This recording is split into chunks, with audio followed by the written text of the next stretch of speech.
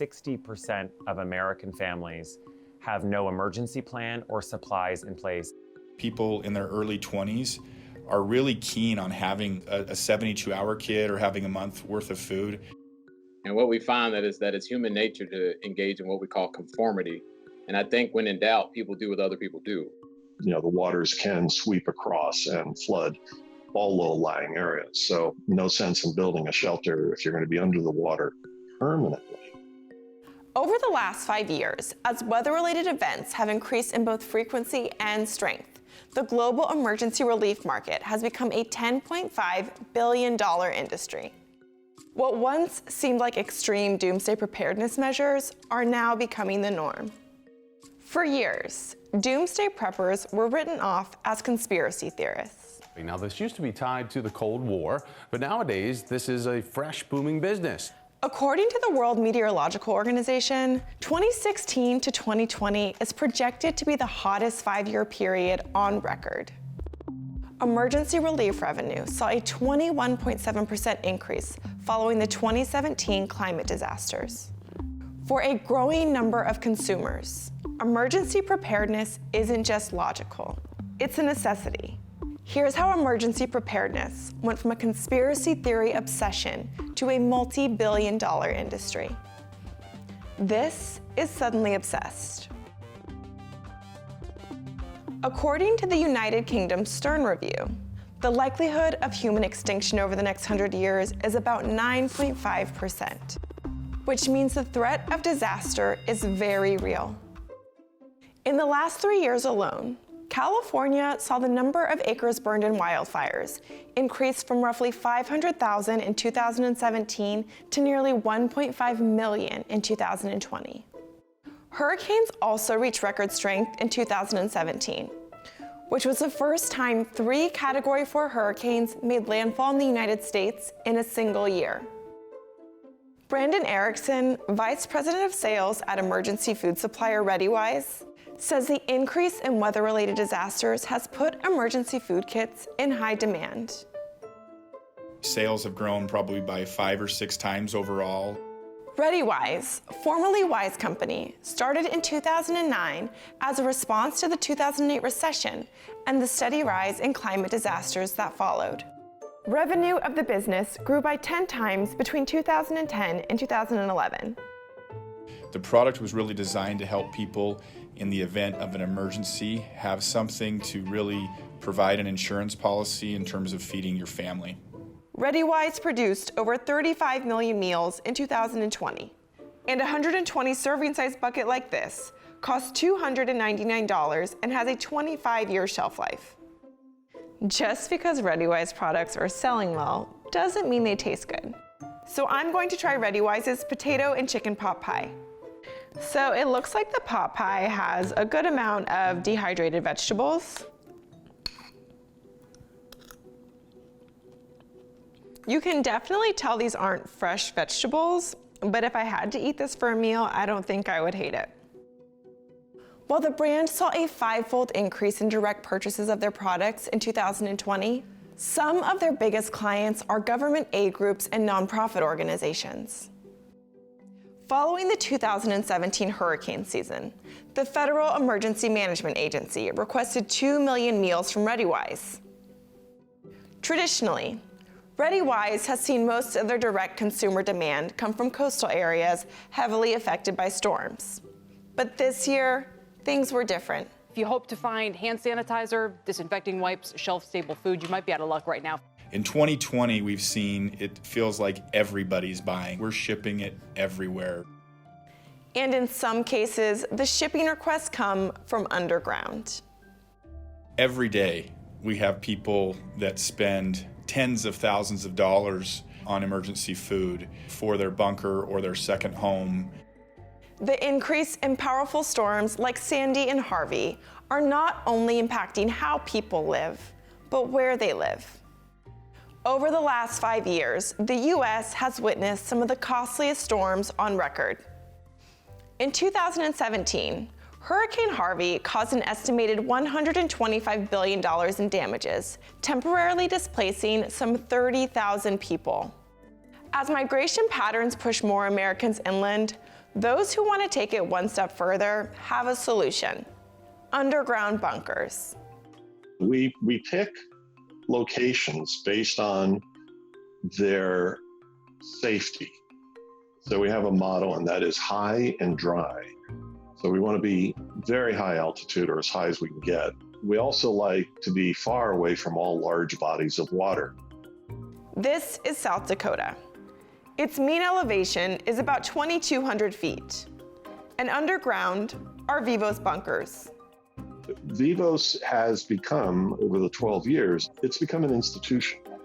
And I would say that it started as, it was almost urban legend. Robert Vicino first had the idea for Vivos bunkers in the 80s. 2 decades later, he began buying large, vacant underground spaces, some former military bunkers. He then built out shelter spaces for the middle class. Prices vary for Vivos' dozen or so locations, but the company had a $7,000 bunk bed option prior to COVID-19, and a fully outfitted family-sized bunker at the South Dakota location runs about $145,000. Vicino says sales are up 400% in 2020. After COVID-19 hit the United States, some of his clients even started living underground full-time. They love it.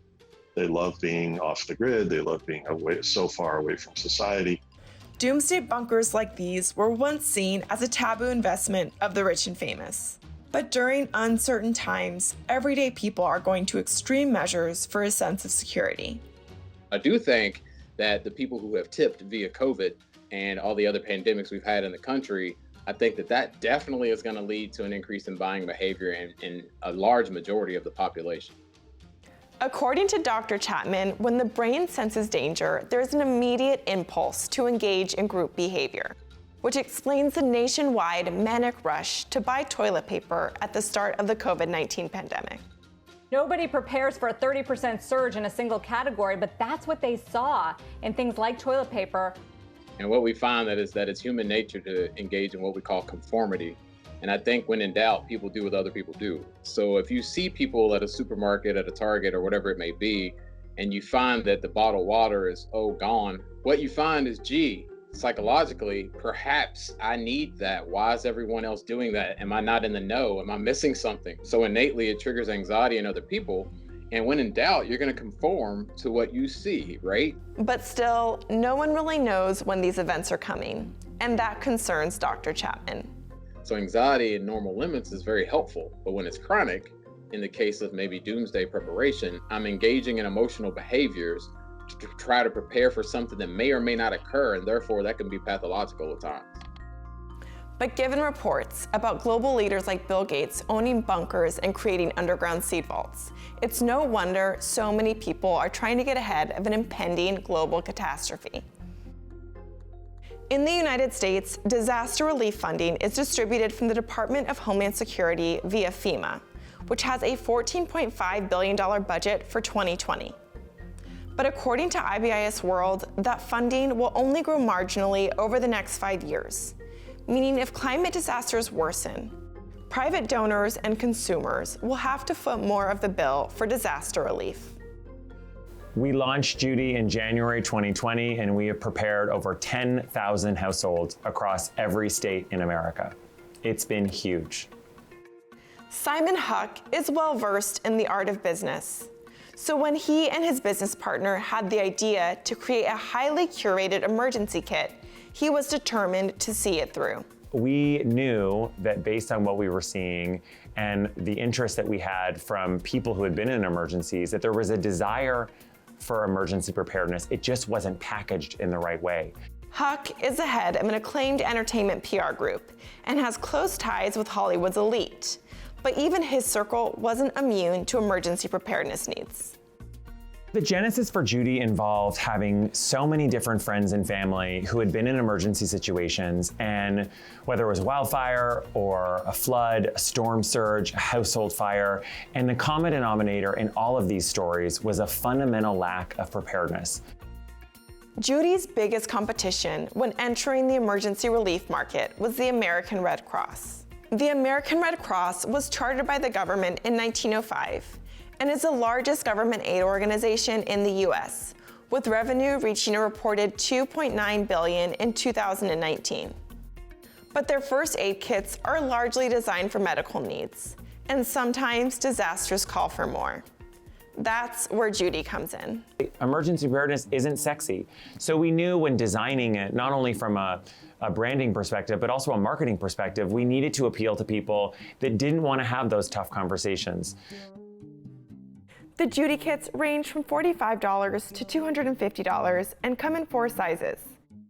The safety kit is filled with basics like gloves, sanitizer, and N95 masks. And the most robust kit, the safe, comes with 6 neatly packed boxes to cover most emergency needs. And this is one of the most important things in an emergency kit. It's a hand crank radio. Hand crank radio is essential for emergencies. And we have a biohazard bag in the event that you need it.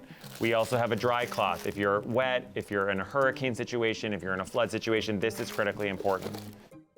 Huck has already sold over 30,000 kits after launching in 2020. Judy kits even made it on to one of the most coveted holiday shopping lists, Oprah's favorite things. With climate disasters like hurricanes, floods, and fires looming, it's hard to know what's extreme and what's practical in terms of being prepared.